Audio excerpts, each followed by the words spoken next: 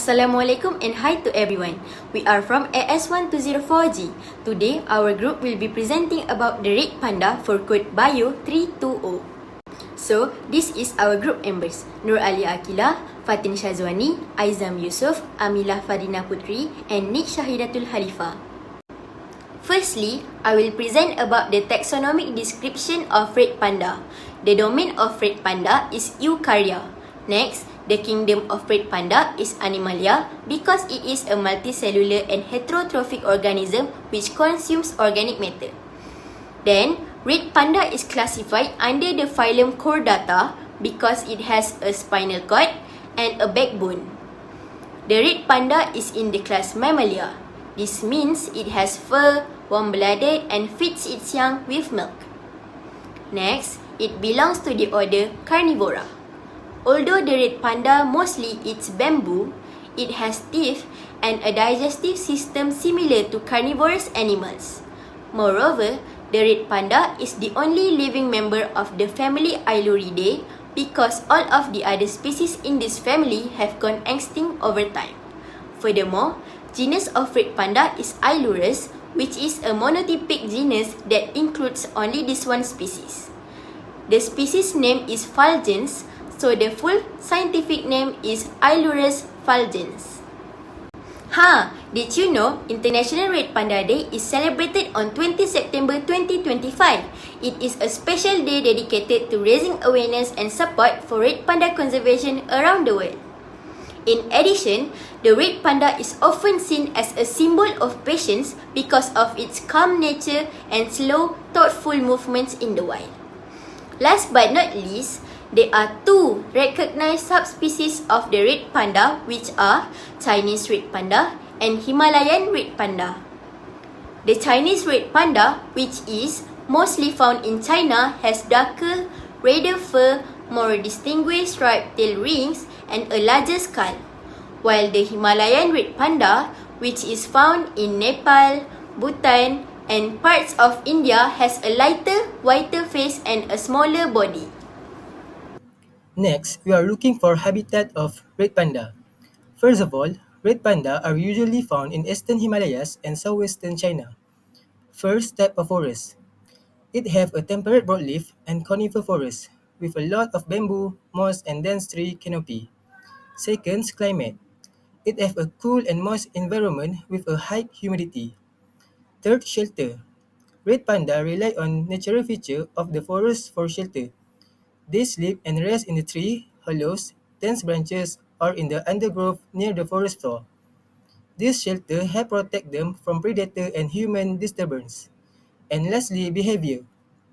Red panda are arboreal and solitary, which mean they live mostly in trees and live alone except during melting season. They are also excellent climber and spend a lot of time moving through the forest canopy. Next is characteristic of red panda.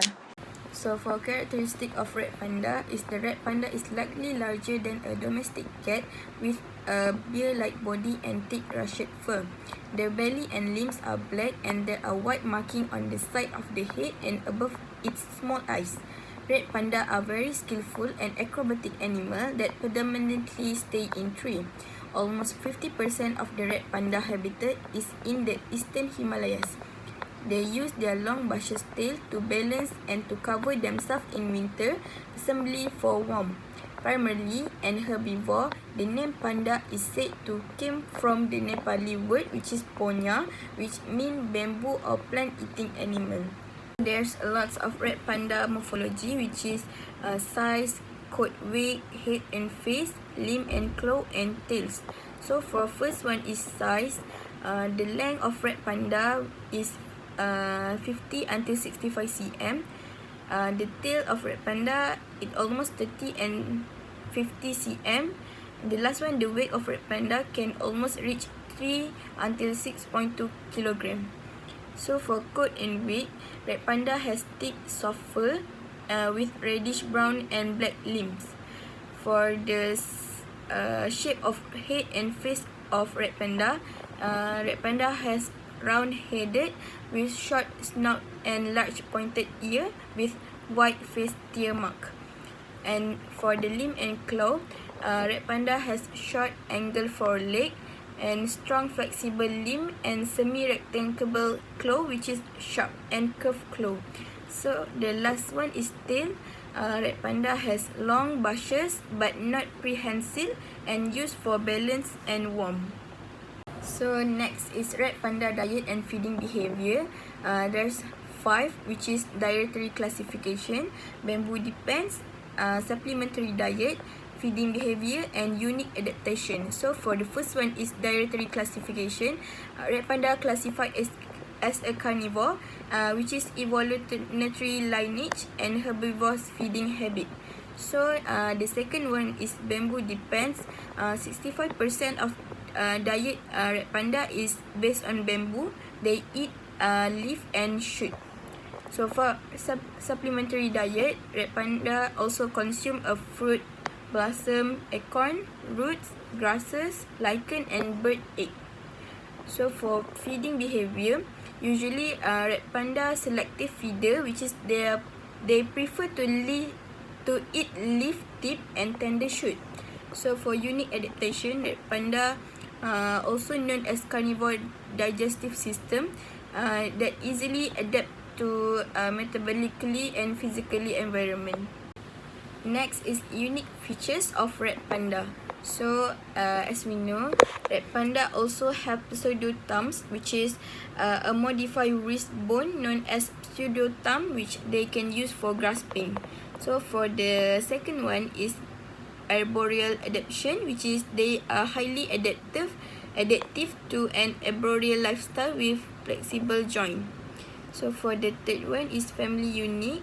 Red panda belongs to the Ailuridae family, which are axonomically unique as it monotypic meaning.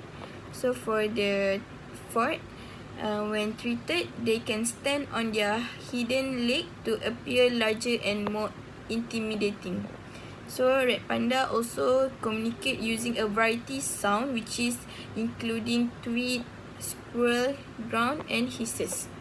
So for the last one, red panda also distinctive tail, which is the long and bushy tail is not prehensile, but it used for balance, especially while isolation in cool weather. So next is reproduction of red panda. So red panda is a sexual reproduction. So sexual reproduction is the production of a new organism by the combination of genetic information of two individuals of different sexes. So the first one is a breeding season. So red panda only breed once a year, and the timing for breeding is January until March, which is late winter to early spring. And red panda also mating due to hormonal and environmental cues. So the second one is mating behavior. So male will compete for access to female, and red panda are generally solitary but come together briefly for mating.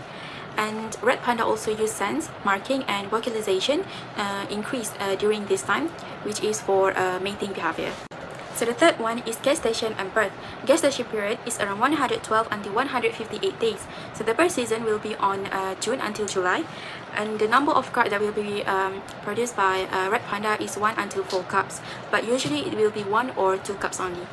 So the fourth one is nesting. Female will build a nest in a hollow tree or rock crevice using leaf, grass, moss, and other plant materials. So the cubworm will be blind and helpless, and the weight of cub is around 90 until 110 grams only. So the fifth one is the cub development. So the cub will open their eyes at about 18 days, and the cub will remain in the nest for about 2 until 3 months. And the weaning will begin around 3 months of age, but may continue 6 until 8 months. So the sixth one is a parental care. So the mother is the sole caregiver of the cubs, and she will return frequently to nurse and clean the cubs. So she also changes nest sites occasionally to avoid any predators.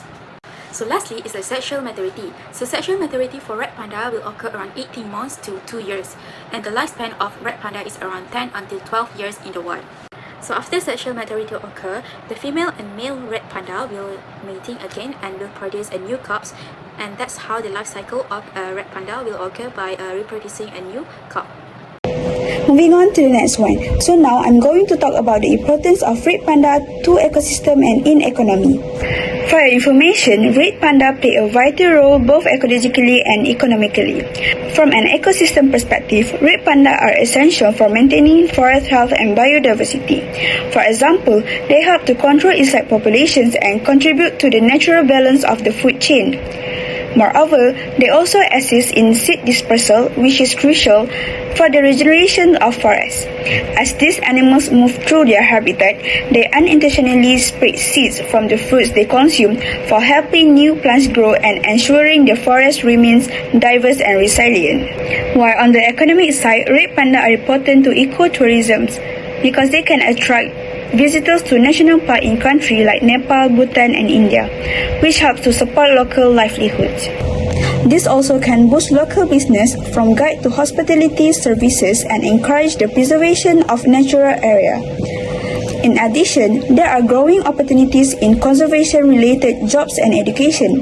People are employed in wildlife protection, forest management, environmental education, and research. This job not only support livelihood but also raise awareness about the importance of environmental protection. In summary, protecting wildlife is not just about saving animals. It is also about preserving ecosystem and supporting sustainable economic growth. In conclusion, the red panda is an endangered mammal found in the eastern Himalayas. It lives in the cool forest and mainly eats bamboo.